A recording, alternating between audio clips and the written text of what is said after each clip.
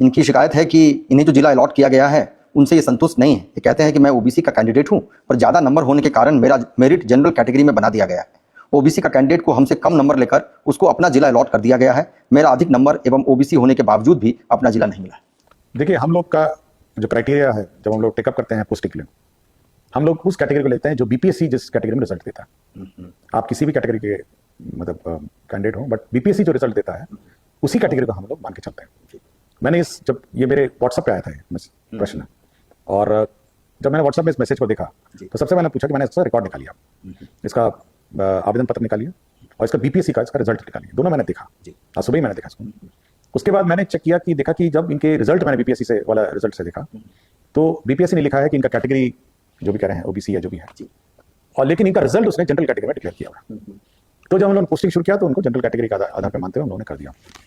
इनका ये कहना है कि इनको ओबीसी सीट जो है वो मिलनी चाहिए, मतलब इनका मेन क्लेम।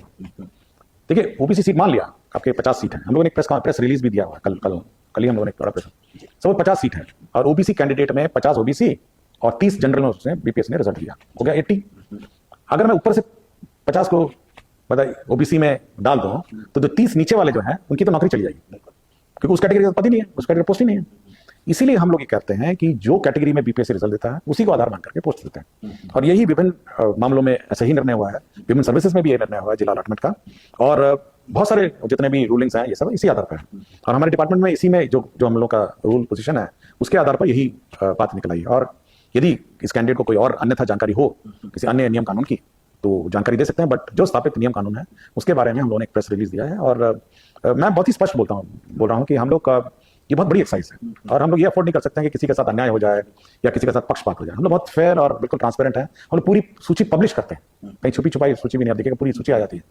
इसलिए बिल्कुल ट्रांसपेरेंट वे में करते हैं और यह विश्वास आप सभी शिक्षकों को रखना चाहिए कि विभाग आपके मामले में पक्षपात नहीं करेगी और जो स्थापित नियम कानून रूल वैकेंसी पोजीशन है उसके आधार पर जो पॉसिबली अच्छा हो आपके भलाई के लिए वो निर्णय लेगी। आपको कष्ट देने का, मुझे किसी टीचर को कष्ट देने का कोई इच्छा नहीं है और मैं चाहता हूँ खुशी खुशी वो पढ़ाएं।